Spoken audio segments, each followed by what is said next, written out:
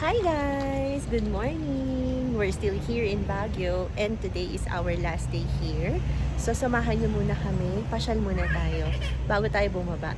Let's go! And see you later, Jilly!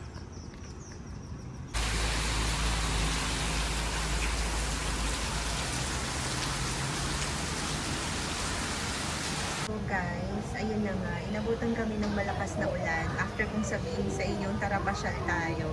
So anyway, nandito kami sa Camjan Hay. Currently, nag-charge kami ngayon and share ko lang din sa inyo to.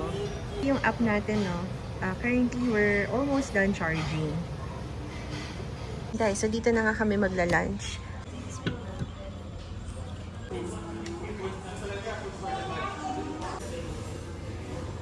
Cheers!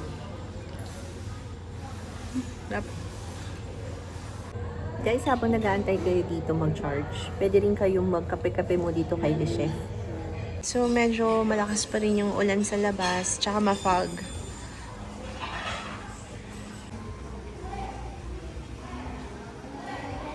Sakay na tayo. Let's go home. Thank you. You're welcome. Take care, ma'am. Salamat. We're ready. We are now going back to Manila. But before that, tingnan muna natin kung ano yung settings natin, ha. Currently, we are on 96% battery charge.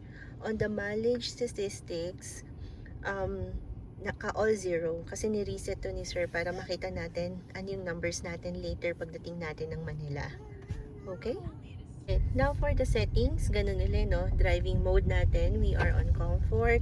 Energy region is high. And then, yun, high. We change it from medium to high. Guys, masyadong mafog sa labas, no? Nakita nyo.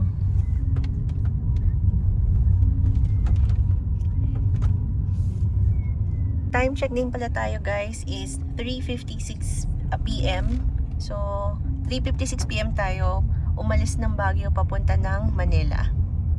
Oh, fog pa.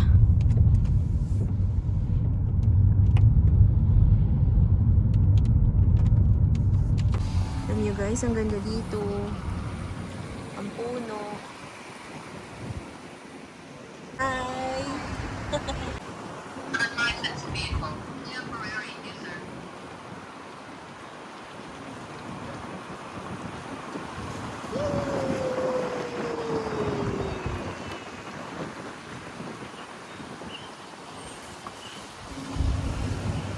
By the way, tayo ay magma-Marcos Highway uli ngayon.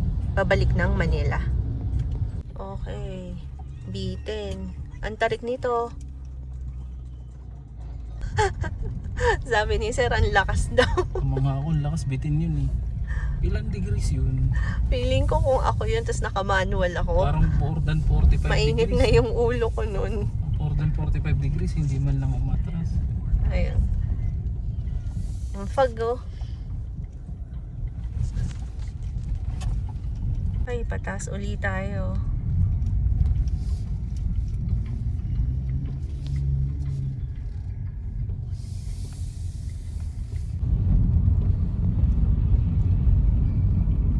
Ulap yun.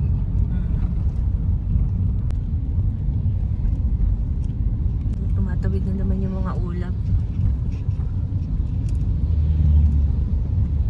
Guys, cold tire pressure natin 36, 37. Bili muna tayo ng gulay. Okay, let's go. Okay, so bili tayo ng gulay ni Ma'am. May pa-chopsuey pa dito. Mura, no? 150 lang. Dalawa na. Kumuha din pala tayo ng strawberry, pan-chopsuey, lemon. Nami dito. Okay, lagay muna natin kay Frank. Yeah. Ayan, tapos na tayo guys. Let's go. Guys, ayun pala si Kia, oh. Meron din daw charging station dito eh. Pakita ko lang din sa inyo. 120 ang meron dito. Tsaka isang AC na 22 ba yun?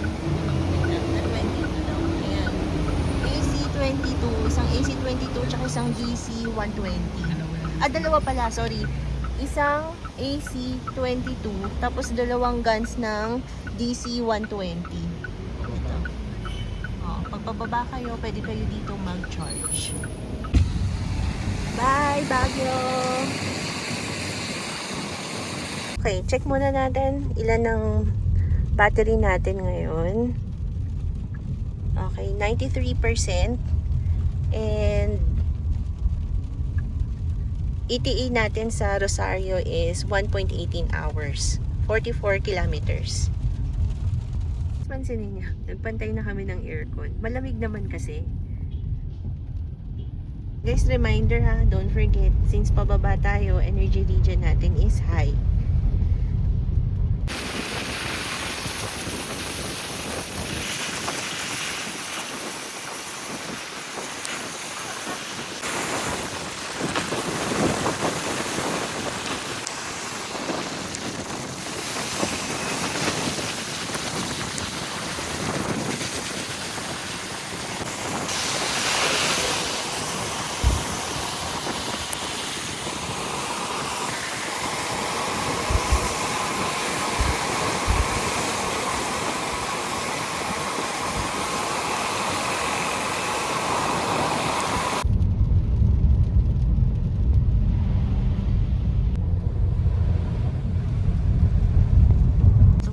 Mas marami pang gulay dito.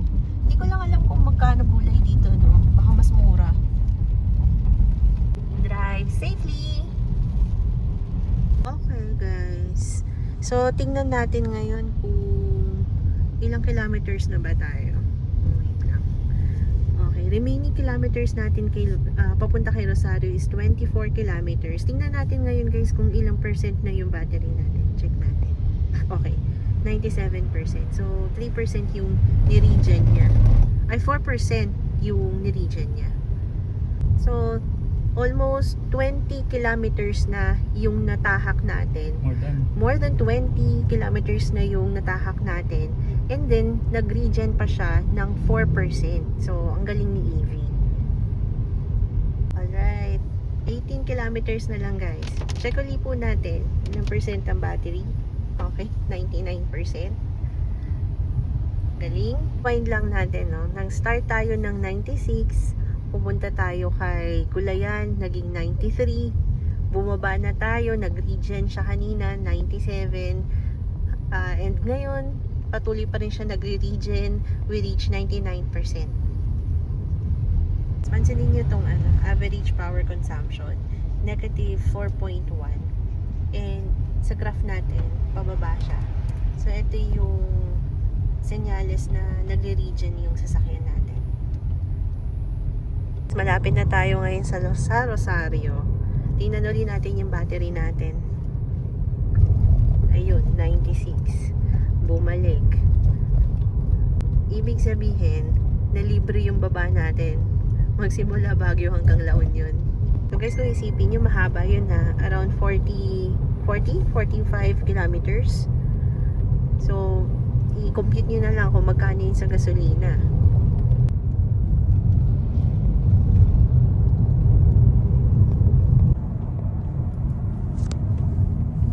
Hey guys, Shell Rosario. Yan. Daan muna tayo sa may McDonald's. Bibili lang ako guys ng ng bawang at sibuyas ko. As of now, 95%. Dumaan pala kami muna dito sa may sea oil. Pakita ko lang sa inyo guys. Nakikita nyo ba yun? EV charging this way. So, meron din palang charging dito. Rosario. Ayan na, ang sibuyas natin guys. 100 lang daw ang kilo nito. Kuha tayo tsaka bawang. Ayan. Ang bawang. 180. Ito ang 150. Okay. Kaya guys, kung makakadaan din kayo dito, bili kayo ng mga sibuyas tsaka bawang kasi mahal ngayon ng gulay. Bili tayo. Lagay natin kay Frank. Ay, sorry.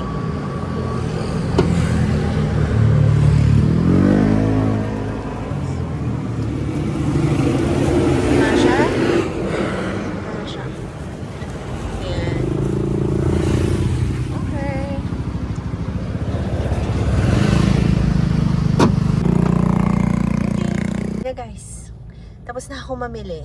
So now, from Rosario, 94% yung battery natin. Ay, ang layo. Ayun, 94% yung battery natin.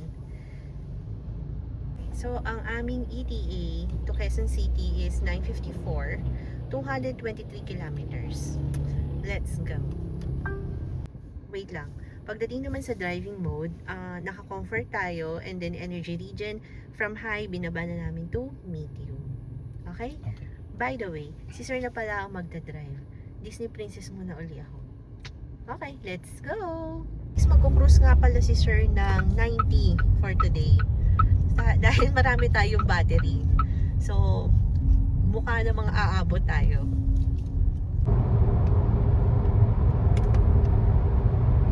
Guys, nasa Pangasinan na tayo ngayon.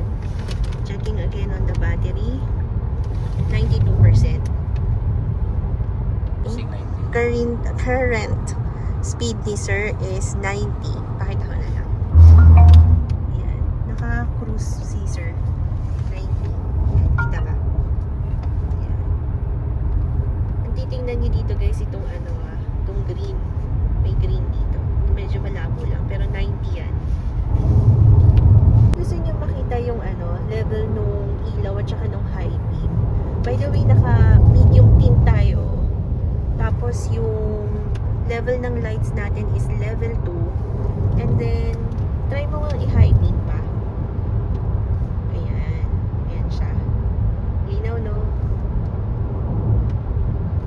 Hi guys. Andiyan pa ba kayo? Okay. Andito na tayo ngayon sa Tarlac.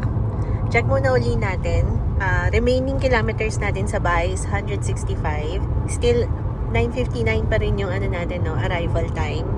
2.5 hours. And then, tingnan natin yung battery natin. Nasa 77%. Okay. By the way, nag-100 din pala si Sir pag umu-overtake siya. Still cruising at 90. Yes, nasa SC Textol Plaza na tayo ngayon. And check natin si battery. Nasa 67%. Nandito na tayo sa Pampanga. NLEX. NLEX pala. Guys, nandito na tayo sa NLEX. So, check natin ulit ang ating state of battery. 57%. State of charge pala. State of charge is at 57%. Tapos, ano nga to? 10 p.m. Okay. Ang ating arrival is 10 p.m. And then, almost 2 hours of driving para 95 kilometers.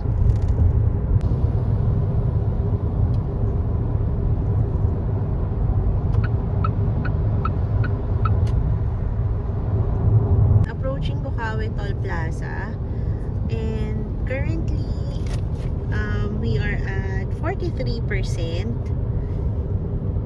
yung ating state of charge. Arrival time is still at 9:57 p.m.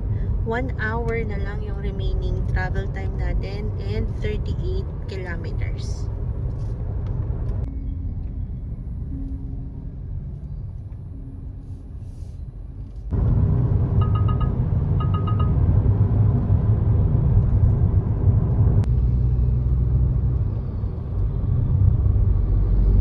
Guys, eto na.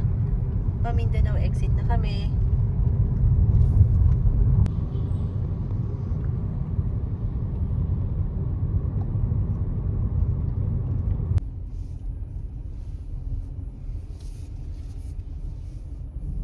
Right guys, finally we're home. So, pakita ko muna sa inyo guys yung yung trip meter natin. Ayan, kita nyo, no? So, total driving duration natin is 5 hours and 51 minutes. Yung mileage natin is 275.7 kilometers. Average speed natin is at 47 kilometers per hour. And our average power consumption is at 8.8 kilowatt hour. Alright? Next, ilan ang natira sa battery natin? Okay. The remaining battery is at 34%. Okay. Sige. pasok muna tayo. Okay guys, we are back home. Nag-freshen up lang ako ng konti. Before we end this vlog, magpa-provide lang ako ng quick summary sa trip natin today. Okay? So, simulan natin yung item number 1. Ilalagay ko dito kung ano yung comparison ng setup mode natin for day 1 and day 2. Ano yung mga kinonsider natin? So, meron tayong driving mode, battery regen, cruise control, and aircon. So, for driving mode, for day 1, naka-comfort tayo. Comparing it to day 2, it's the same. Naka-comfort din tayo. And then for battery regen, for day 1, naka-medium tayo. And then for day 2, naka-high kami from Baguio all the way to La Union. And then we change the battery regen back to medium onwards. Kasi flat naman na yung daan, diba? Okay. Third item is the cruise control. So for day 1, naka 80 kph tayo. And then for day 2, nasa 90 kph na. And then lastly, for the aircon, it's the same. Naka-low lang pareho yung both days. And actually, yung data natin yung kanina, diba? May times kami na naka-off yung aircon kasi malamig naman. Alright? For the second item, para ma-compute natin yung total expenses, meron tayong 3 items to consider. So first one is the Evro Shell Mexico Pampanga. Remember, nagpa-charge tayo ng around 274 pesos on our day 1. Second one is the Evro na chinarge namin sa Camp John Hay costing 1,000 pesos. Guys, yung dito sa item number 1, mapapansin nyo na hindi siya pareho nung second bullet, which is like a receipt or an email transaction. Ito kasing item number 1 na worth 274.05, wala silang binigay sa aming email or similar. Kaya ang sinishare ko na lang sa inyo is yung charge namin sa GCash and yung sinukli. And the third item is the charging na gagawin naman namin dito sa bahay. So for that third item, remember kanina, ang remaining battery na binanggit ko is 34%. So that's 100 minus 34 is equals to 66%. So yung 66%, yan yung missing na need natin to bring back to 100%. Since nag-start naman tayo sa 100, diba? Ayan. To compute muna, no, the third bullet. The computation on how much is the 66% in Meralco. So remember, meron tayong 39.4 battery capacity. Multiply natin yun sa 0.66. So that's 26 kilowatts. And then, how much is the Meralco rate nga ba? So, we use na lang the 15.5 pesos. Multiply to 26.004 kilowatts, no? So, that is 403.62 pesos. Now, maglagay tayo ng charging efficiency. So, multiply pa sa 1.2. And so, the third bullet is equals to 483.67 pesos. Alright? Therefore, i-add natin lahat yung tatlong yun. So, the total energy cost for the trip is 274.05 plus 1,000 pesos plus 483.67 pesos, and that's equivalent to 1,757.72 pesos. Okay? Guys, remember ha, ang binabanggit lang namin is the energy expenses. So, yung toll gate, not yet included. Third question, marami bang available charging stations? So, before going to Baguio, ang na-encounter natin, diba, is the Shell Mexico Pampanga. Ang binabanggit ko sa inyo is yung mga napuntahan namin at na-try namin. Okay? Sa Rosario, marami din. Ang nakita namin is Shell and Sea Oil. Sa Baguio, ang napuntahan namin at na-try namin is yung sa Camp John Hay. Kanina, pinakita namin na meron din sa Kia. And actually, pag chinek nyo yung Evo application nyo, may mga other charges pa na nandun, pero hindi lang namin napuntahan. So, to answer the question, yes, marami talagang available charging stations. Just take note na merong AC tsaka DC. Kasi yung, well, mas pinipilahan talaga si DC. Si AC, open siya nung na-experience namin kanina. Next, item number 4. For the long driving experience, ang ibibigay ko sa inyong feedback as a Geely user, I would say na very comfortable yung long drive experience namin. Hindi matagtag. And to be honest, pag uwi namin dito sa bahay, nabanggit ko nga na hindi ako ganun, hindi ako pagod. Kumbaga, okay lang naman ako. Hindi ko naramdaman na ang haba ng biyahe. Kasi nga, comfortable talaga si Geely pagdating sa short and long drive. 5th question. Okay. Sulit nga ba mag-EV sa long drive or mag-gas car na lang tayo? As an EX2 owner, definitely sulit siya. Kasi si EX2, may ample battery capacity siya for casual long drives. So, kung bibili kayo ng EV, make sure or I would suggest na i-consider nyo yung large capacity na battery para hindi kayo mabibitin pang long drive. And also, considering the time when it comes to charging it multiple times, diba? Or mas maraming beses kayo mag-charge para lang makapunta kayo dun sa destination. Marami namang EV brand sa market. So, pili na lang kayo which one will swak your budget and dun sa mga needs ninyo. Ayan. Other pointers. Tibid talaga ang EV. Mahal ang charge pag sa labas kayo mag-charge. Pero pag dito sa bahay, mas makakatipid kayo. Speaking of charging, so nabanggit ko kanina, di ba? Halimbawa, nandun kami sa Kamjanhe. Meron kaming na-encounter na DC tsaka AC. So, banggitin ko lang, AC is lower than DC. Sa experience nga namin kanina, nagsimula kami sa 30% charge to 96%. It takes us only 50 minutes. DC kasi yung ginamit namin. Tapos meron kaming experience kanina na sinubukan naming ikabit sa AC. And ang estimated completion ng charging namin is around 4 hours. So, yun. So, DC is faster than AC. Napansin din namin kanina na maraming bakanting AC.